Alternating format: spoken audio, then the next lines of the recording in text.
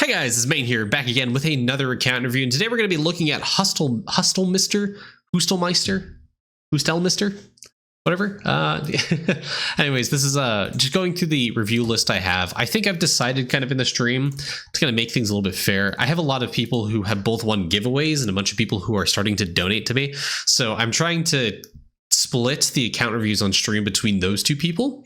So to catch up, again, I do giveaways for account reviews. So if you guys want an account review, join the Discord. I will host a giveaway sometime probably next month because I need to catch up on reviews. I currently have a catch-22 like problem where I could do giveaways right now, but I will not be able to do your account review for like another month and a half because I have roughly 9 account or something like that account reviews to do, which if I do 2 per stream and then 1 during the week, it's going to take me 3 weeks to do 9 account reviews, which is kind of bad. So it's going to take me a little bit to do reviews. So my goal is to get rid of the account reviews I currently have in my backlog, then do giveaways. That way things are more current. That way when you need when you win the account review, it's more tailored to your current account as opposed to you having to upload every week. And it's gonna, so anyways, the whole purpose of this, I want to wait to do giveaways until I have 0 account reviews left in my backlogs to make it fair to people who win the giveaway. They don't have to wait 3 months like these current people have done to get their account reviews. Like maybe they needed it before, maybe they don't need it now. So I don't know, to make it fair, I'm holding off on doing giveaways until I fix that. Anyways, 1, 2, 3 minute explanation done. Let's go ahead and jump into the account review. Today we have Hustelmister's account. I picked this account to do first because it seems like an earlier game account than we're used to. A lot of people that I've done account reviews for recently have gotten like all Zenith statues, level 35 bajillion like shrine levels and like super duper arboreal eclipse coins, whatever, right? And like super min-max accounts. Like there's very little to talk about and like where to aim the focus on for those accounts. So let's jump into this one, hopefully give a more better account review for those people who are kind of in the earlier game and don't know what to do. So yeah, so first thing I do want to talk about is Obols. So this kind of goes under notice. I see in some earlier game, people who are more recent to Idleon or come back after a long time, is about Obols. Remember that you can reroll your Obol stats. So Obols themselves can roll to higher stats. Specifically, look at the misc bonus for most of your Obols. That's where most of the like beneficial part of the Obol is. So for pop Obols, those give you drop chance. Pop Obols can roll up to 4% for a silver Obol. In silver Obols, kind of where you want to stop progressing pop Obols. You can go up to 4% here. Your dice Obols, if you have the golden ones, they roll up to 8%. The platinum dice Obols, they can roll up to 11%, and I think it's 16 for the hexagon Obols. So in IT and toolbox, it'll actually show a gold outline. It's like a little circle for your Obols if you have them maxed out. So if I go over to my account, for example, you'll see they all have this like little circle around them. That's because they've been rolled. So you see my silver Obols here have plus 4%. I don't have any square of those Obols, but 16% for Dementia Obol Vinasixes, right?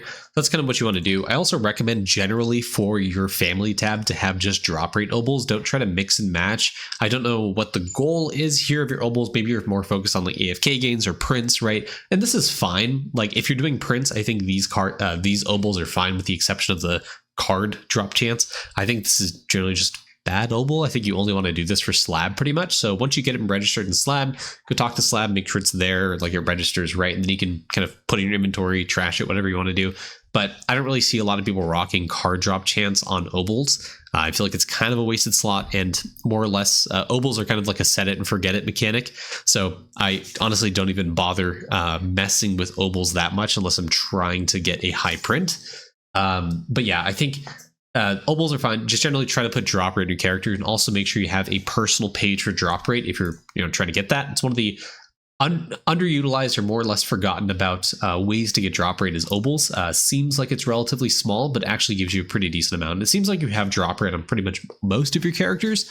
Some questions I get regarding Obols is which ones you want to do. It kind of depends if you are a hyper Obol like buyer. If you have hyper Obols, obviously, trying to get drop rates good. The hyper pyre obols for all stat are also really good. The hyper obols for multi-kill are actually multi-kill per tier, so they're all pretty good at themselves.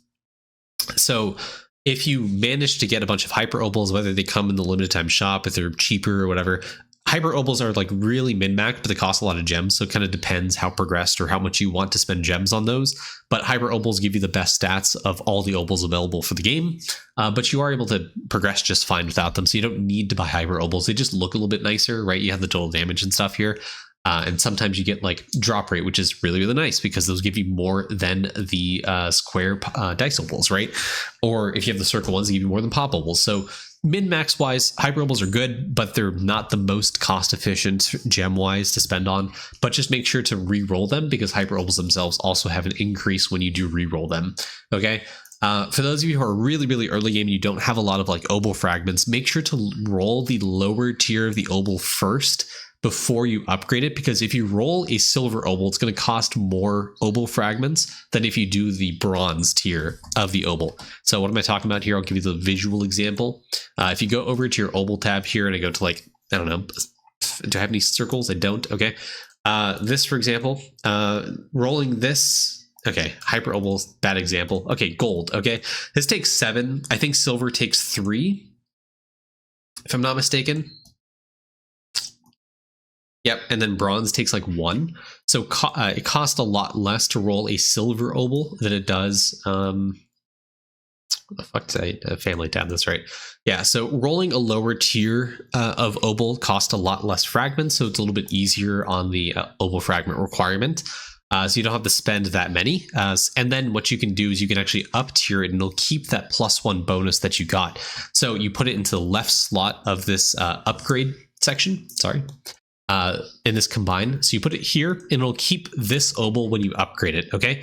So, you know, you roll it for like +1 defense or whatever, right? And then if you have another square defense obol, I suppose I can actually just go buy some from the shop to give you some examples. Here we go. Cool. Hopefully I have duplicates. Okay. So this one right here, for example, this wisdom obol, if I roll this to +2 first, every roll costing 1 obol fragments, I'm being a little bit cost efficient about it.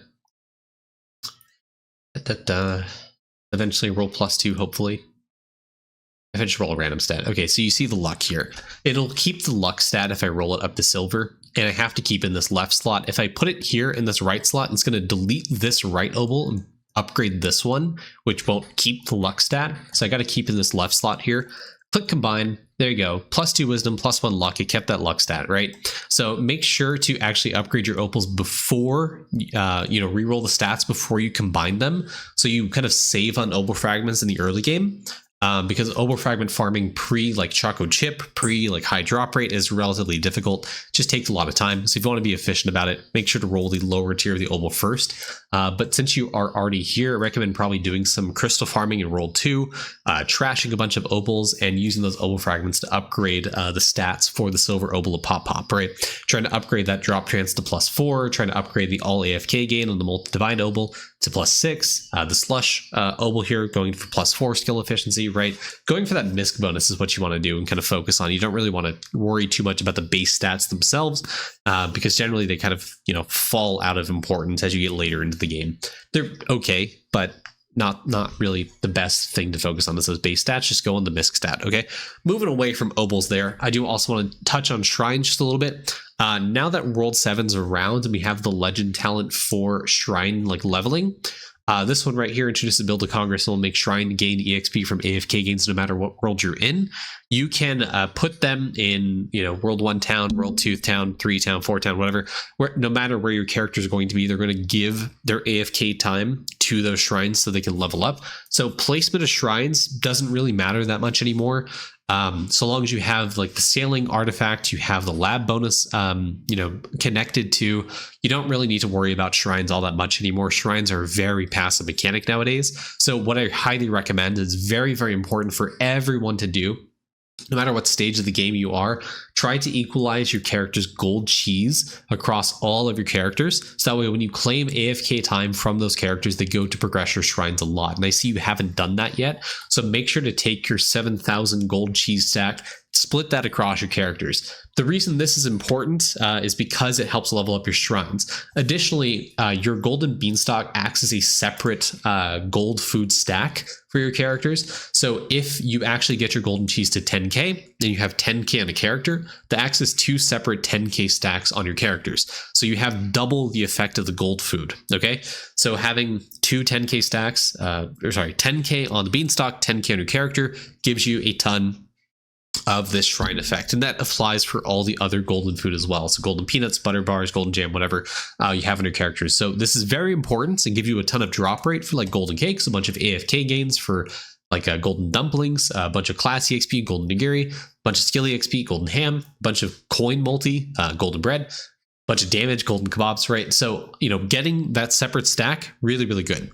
So make sure you have the stacks of golden food for golden cheese, specifically talking about shrines here, split across your characters so you benefit from that. I also recommend you do some choco chip crystal farming on DK at dedicated rams, because it's the best place in World 3 to gold food farm and do skill EXP statue farming. Also, generally, if you're trying to do cluster farming, World 3 rams are the best one to do because they have they give more like raw statue drops than anywhere else in the game. They beat out board beans, they beat out sandy pots, they beat out clammies, they beat out tremor worms, they beat out mini chief spirits, and they beat out coral cave guardians, obviously for cluster farming. So if you want to farm clusters, World 3 dedicated rams. If you want to get golden cheese like I just recommended here, dedicated rams is the best spot to do. Also, you can also farm up the AC crystal for that map to get more more drop rate, so you can have a better time doing the crystal spawn farming for DK on that map to get more of that golden food, and also for the golden ham, because you can get that golden ham there too for the skill EXP. Cool. Okay, the other thing I recommend, obviously just talking about the account page here, is try to get more Zenith statues. Health statues I think are going to be World 1, right? I can't remember. I think that's board beans, if I'm not mistaken. I don't think that's a universal one. No. Check board beans here real quick. Sorry, I'm doing this off screen. There's a World 1 statue, right? Yeah, health statue. It's in one of the drop tables for the crystal carrot. So board beans is the best place to do this. I think you could also technically candy this, if I'm not mistaken, on some of the mobs, but don't really recommend it. I would just probably DK farm it because it should be fairly quick. I mean, if you've gotten the other statues here to Zenith, you can probably do the same for health statue. You're starting to get into World 2 statues here for Thick Skin, Ocean Man, Old Reliable, EXP, Anvil, and Cauldron. These, I think, are best done at Sandy Pots. If I'm not mistaken, let's go check their drop table. You have Thick Skin, Ocean Man, Old Reliable here. And then should be in the other tabs here. You have Anvil statue. Cool. EXP book. Cauldron should be here somewhere, maybe. Hopefully. There we go. It's Cauldron statue. So those are the World 2. I do those at Sandy Pots. I've heard people say like Tyson's are good. I just recommend Sandy Pots. Fairly compact layout. Should be good DK statue farming. I can't remember what brackets did. One of the members of the Discord did some testing a while ago. I think Sandy Pots was the best back then, but I could be mistaken. And then World 3, really, skill EXP statue is the only crystal mob statue. The others are candyable. Can't remember. Could be Box. Yeah, Box, Two Soul, and Seesaw. Seesaw, these are candyable statues. Bullseye is also World 1 statue. Now it's available in the crystal mob table. World 4 has Pecunia, Mutton, and Egg. These are best done in Clammies. Then you have Battle Axe, Spiral statue, and Boat statue. These are best done at Tremor Worms if you can manage 3, I think, DK Knightly Disciple statues. And then you have Compost, Stealth, and Essence. These are best done in Mini Chief Spirits in World 6. And then you have Villager statue. This is best done AFK at the Gloomy Cavern with a bunch of multi-kill. AFK gains damage, right? So you have that multi-kill per tier. Obviously, Cavern 15 is Dragon Warrior statue. This is insane because this is multiplies the effect of all the other statues, right? Really, really good. And then obviously World 7. This is best done at the very last map of World 7, which is Coral Cave Guardians, but this is behind that 6-player, 1 billion kill portal lock. So you probably don't have enough damage, drop rate, AFK, whatever to actually get here. But these 2 statues, yes, you can active farm it, but it's more likely you'll get these at Onyx. In the Spunky statue specifically, getting to Zenith if you actually AFK on the very last map, because you get a lot of AFK gains by the time you get to the end of World 7, especially when you try to farm out the Reliquarium name tag. You get a bunch of AFK gains and drop rate multi. AFK gain multi, drop rate multi. So these last two statues, generally people will get this more AFK, especially the Coral statue. You can Zenith Spelunky kind of naturally, but it's going to take a very, very long time, needing like thousands of drop rate and like AFK gains to actually get here. So, you know, be cautious. This is going to take a while to do. And especially since you don't have Dragon Warrior statue, I think you're probably going to be suffering in regards to Spelunky and Coral for a little bit. That's completely fine. Just progress Hole a little bit. We'll talk about Hole in just a second as well. Okay. Now, moving away from the account tab, finally, let's go move into like stamps and stuff. So this is your relatively early game account. You have only like 5k stamp level. So first thing immediately that I see is you don't have a lot of stamps unlocked. So that's going to be your first goal. You want to try and unlock stamps, okay? So all the stamps you don't have here, Biblio stamp, Talent 2 stamp, Talent 3 stamp, Study Hall and Cavern are going to come from Cavern 15. Coral stamp is one of the like hidden NPCs in World 7. I think this is at the Demon Blubs map. He's hidden behind like red coral towards the bottom of the map. Just kind of like click on all the red coral at the Demon Blubs map. You should be able to find them. Fly Intel stamp, Holy Mackerel, Avast Yar stamp, Hermes stamp, Fist stamp, Manamore stamp, Scimitar stamp, Statgraph stamp, Sash Side stamp, Conjure Charmo stamp, Stat Wall Street, Void Axe, and Good EXP stamp, Divine stamp, Summoner Stone stamp, Hard Hat stamp. You have a lot of stamps here you haven't unlocked. So first goal is try to unlock all of those stamps. Because the more stamps you unlock, the more ES damage you get, which is pretty impactful for you. And also, it's just more stamp levels for free. And your goal here is to try to get to 10,000 stamps because you get a guaranteed gilded stamp every single day. You're still at the stage of the game where gilded stamps are very important because they'll help you level up your stamps. You get more crystal spawn chance, which is very, very important for you. You get more mason jar stamp. It's really, really good for you, the carry capacity. You can level up Matty Bag stamp, right? It's very, very important. Getting more material carry capacity. Now that it has a hard cap of 2,050 mil per inventory slot, there is a reason you want to push Matty Bag stamp. Really, really good. You also don't even have unlocked Golden Apple stamp and Steve Sword stamp. I saved these for last and did mention these specifically because these two stamps are really important, specifically the Golden Apple stamp. One of the biggest things I hear from a lot of people is create a drop rate guide. Talk about drop rate. How do you get so much drop rate? How do you have 4,000, 5,000, 6,000 drop rate? The biggest source of drop rate, like single, like individual increased drop rate in the game that I can highly recommend to people is Gold Food Effect. Okay, for your DK specifically, because that's how you do like crystal spawn, like farming, right? Crystal mob farming. Golden Food Effect is really, really important. Having 1 mil golden cakes in the beanstalk plus a 17 mil stack on my character, and I get 17 mil mostly because I have Mason Jar stamp, right? Those give me, I think, roughly a flat like 40, 50 drop rate or so. And then with all the drop rate I have from gallery multi, name tags, trophies, luckiest lad stamp, right? Or trophy rather. And, you know, like Dart Champ, all that stuff, multiply the gold food effect I get from the golden food gives me a ton of drop rate. Golden cakes are probably the easiest source of drop rate. I think I'm done wand farming, so I can actually show this off. Hold on. Let's double check real quick. Wand drops. I'm mostly done. Okay, let me jump over to my DK, for example, for just a quick second. So if I see how I have 5,051 drop rate, I'm in a map that has AC like crystal stacked up to 1.22. I have the prayer here minus mine, giving me a little bit extra drop rate. If I take off the 17.4 mil golden cakes stack that I have here, watch my drop rate tank. Okay, 5,051. Take that off. I lose 900 drop rate. 900 drop rate. Keep in mind, I also have a 1 mil stack on the beanstalk. Okay. So golden cake is insane for drop rate, right? And I can go craft some more because I recently got some more carry cap.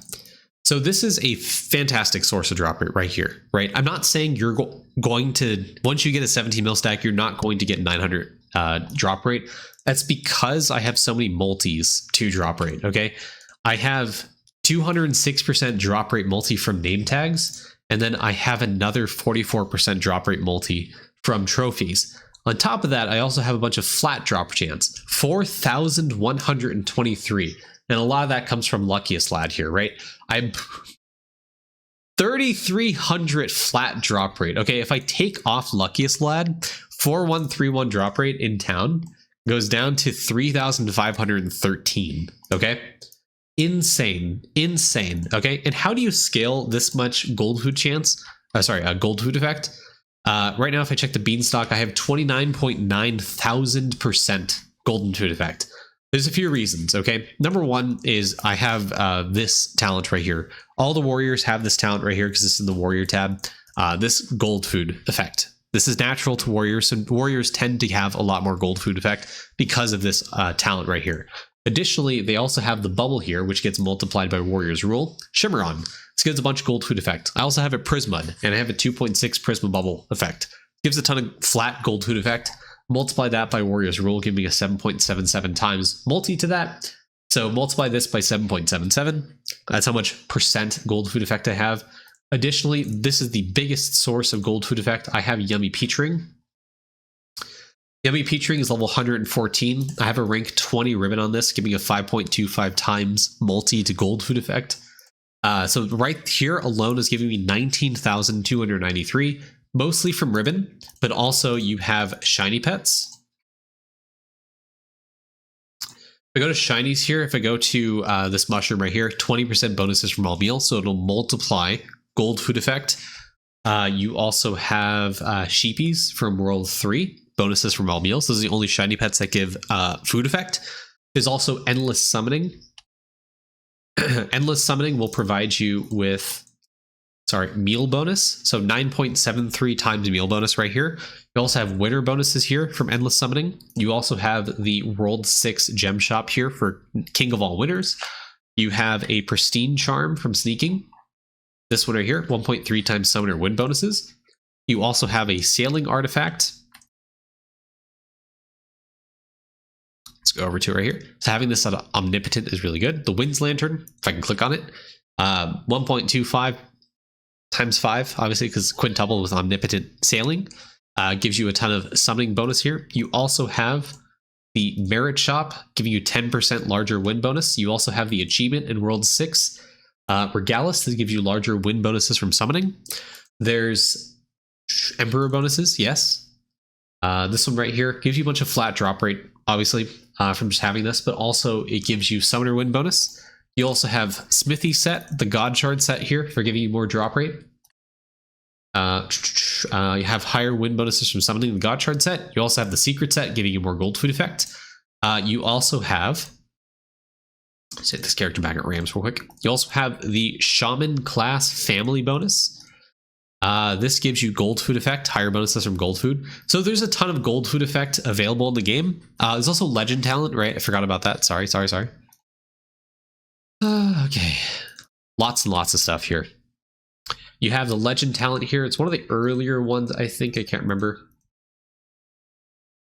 A bunch of flat drop rate from Red 6.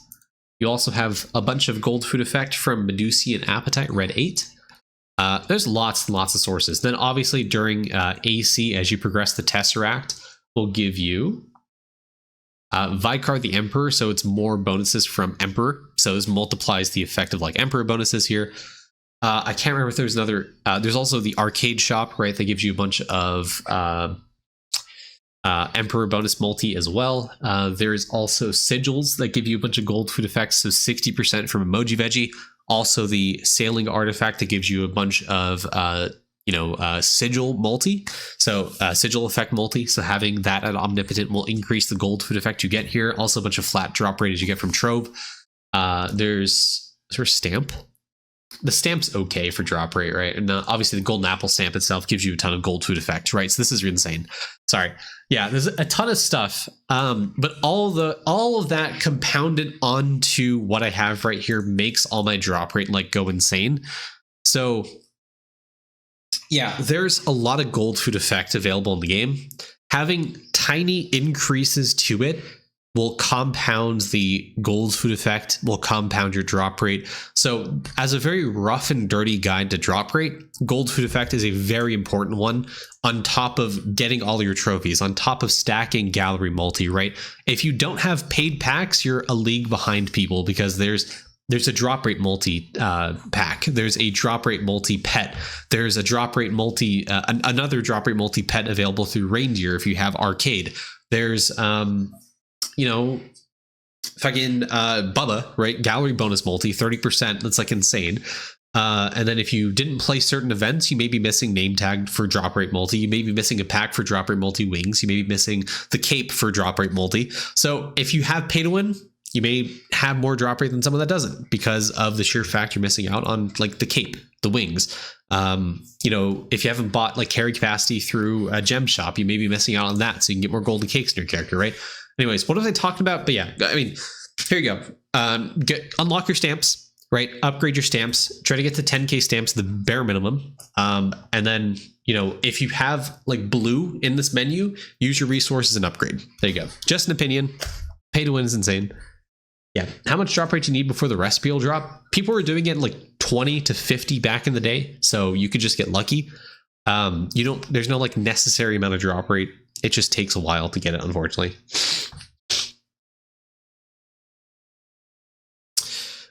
Yeah, cool. Okay. Moving on. Alchemy. I was on that tab for so long. The box just broke.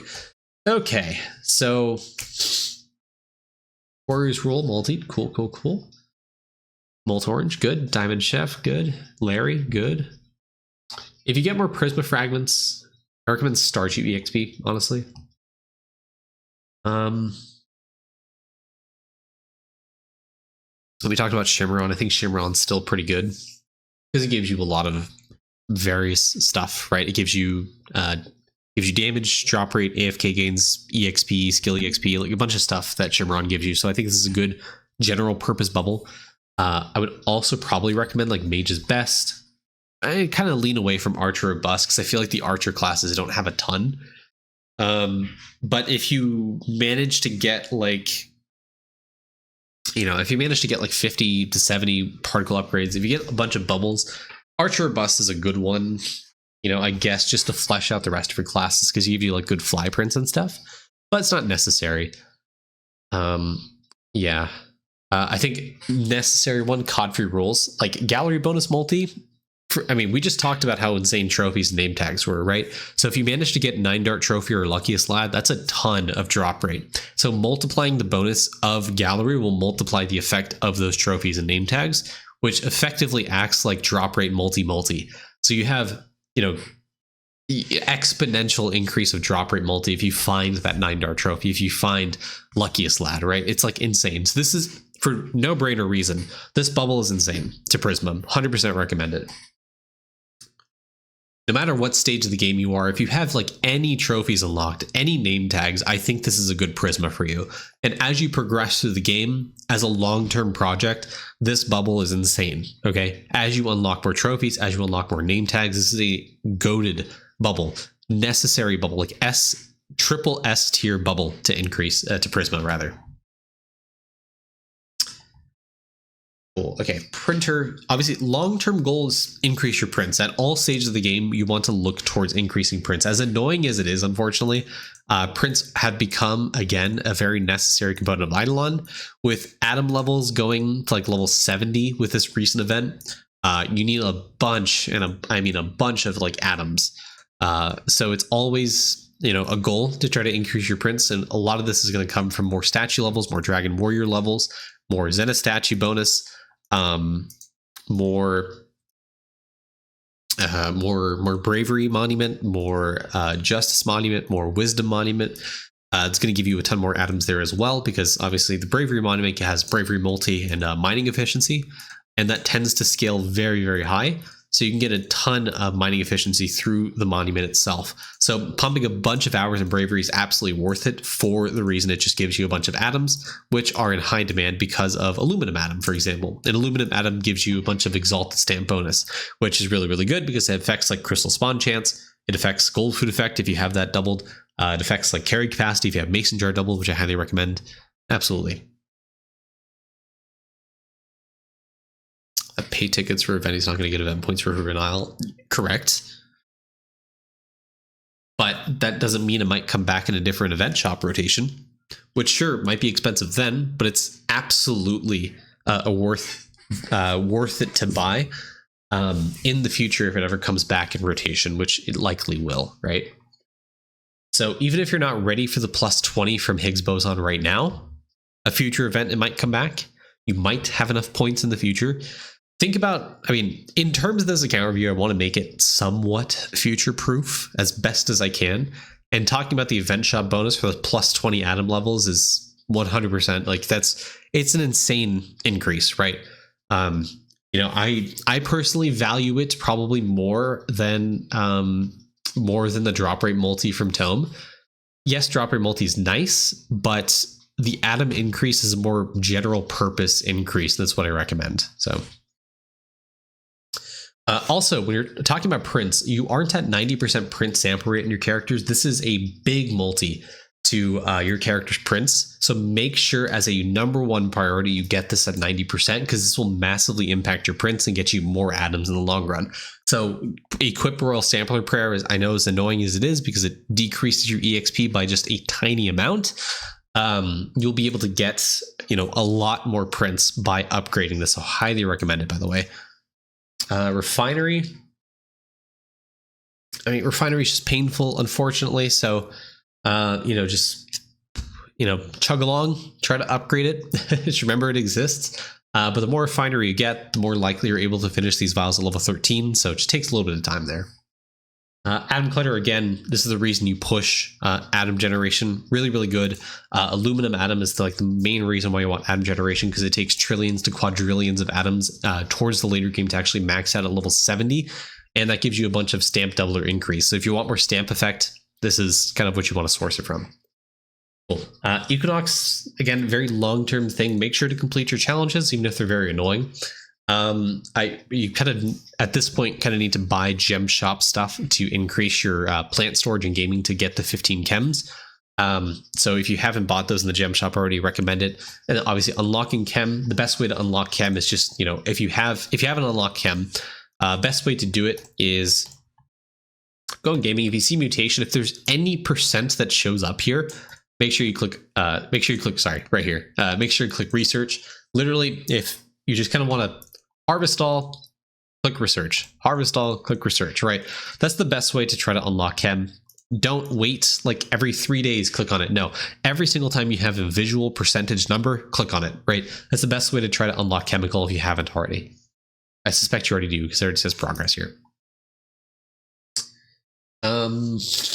Buildings, again, the biggest issue I see for earlier game players is they don't equalize the speed it takes to upgrade for your buildings. So if something takes 5 seconds in a trim slot, put it in there and upgrade it, right? If you're having something in your trim slot or non-trim slot take days to complete, you're effectively hurting yourself in construction, because the more building levels you get will actually scale the construction rate that you have.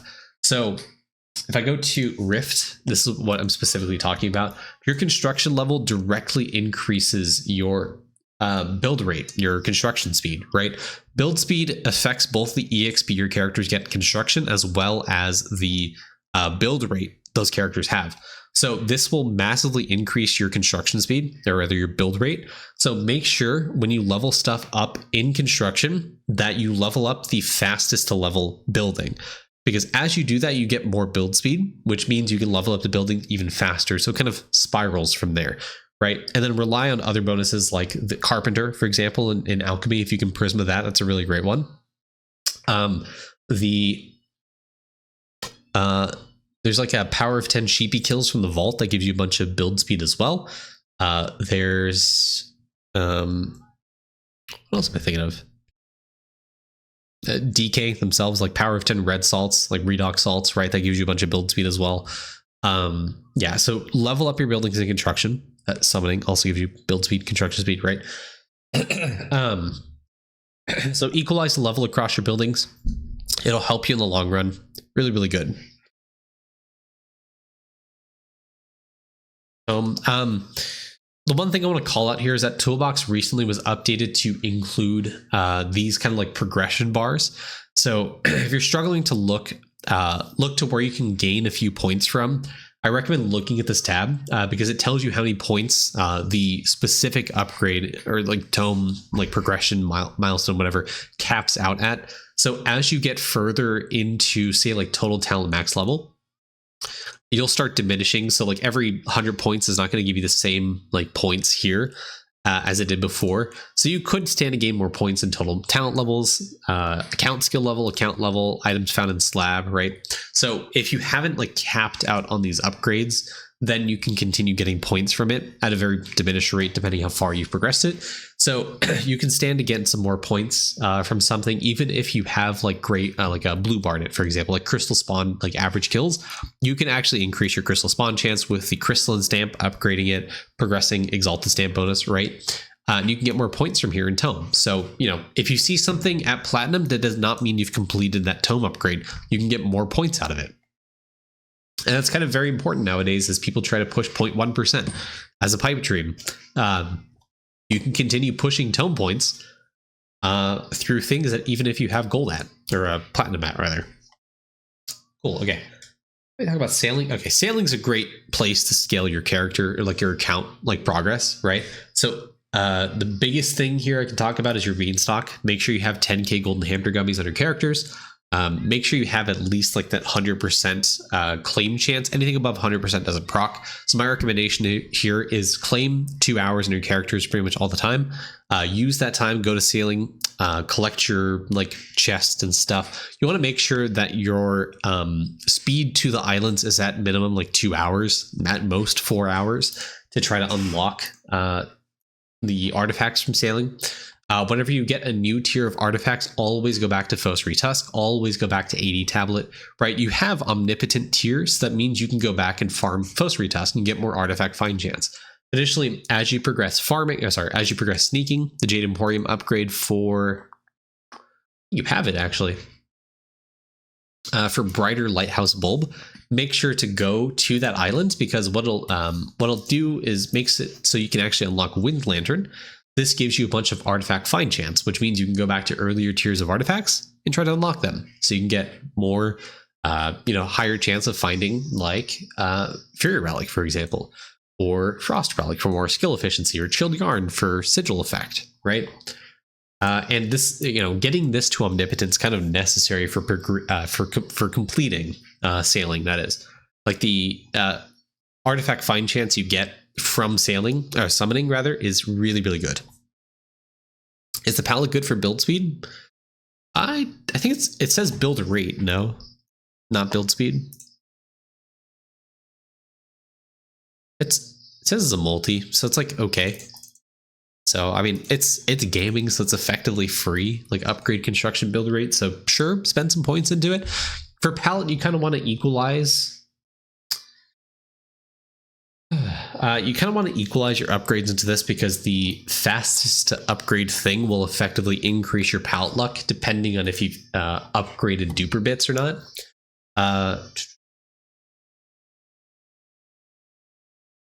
Yeah, this upgrade right here at 60 billion purple bits will increase your palette luck per upgrade you have in your like colors in the palette. So if you equalize upgrades, or equalize chance rather, across your palettes, you'll actually get more palette luck, which means you can go back to other upgrades, upgrade those, can equalize it again. So the way you progress palette is actually just upgrading the easiest to upgrade palette color, and then consistently swapping between them to increase your palette luck. Farming, I honestly feel like I've talked a lot about other things and I've given you a lot to work on. So Hustelmister, I'll stop there. I don't want to give you too much to work on because I don't want to overload you. But remember, easiest thing for you to focus on right now, the most immediate thing you can put into action is your Obols. Shrine levels, make sure to equalize your cheese across your character, get that stack up on the beanstalk, and try to farm out some more Zena statues. Zena statues are really, really important because it'll give you more statue effect. It'll give you more of the more statue deposit rate, so you can deposit and get higher levels of your statues. I didn't really talk about whole, but just know long term. I did have a video recently I talked about like opal splitting and like pushing a little bit on whole. Recommend looking at previous reviews and seeing where I talk about whole. I try to put that in the thumbnail when I try to focus on it. But depending on how many opals you have, you may want to split, but consistently doing your monuments, getting a little bit of villager exp through that as well to help you progress to get to cavern 15 is going to be very, very good, because that'll help you progress your statues, because it'll give you dragon warrior statue, and dragon warrior statue is so insanely powerful for your account. You're going to get a ton of damage. It means you're going to get more pushing power and be able to push world 7 just a little bit faster, right? And maybe do even a little bit more of other account progress a little bit faster, like divinity and stuff. So a good day to you. How can I get a paid account review? Okay, I'll check that in just a second. But yeah, thank you for the account, Hustelmister. Really good account, really good early game account. Holy shit. And then you can hopefully kind of gain some progress in that. So thank you again for the account. Really good one. Hope you guys learned a little bit of something. Let me know in the comments below what you guys think of the account. If you guys learned anything in particular, love to hear from you guys. Have a great day. Bye-bye.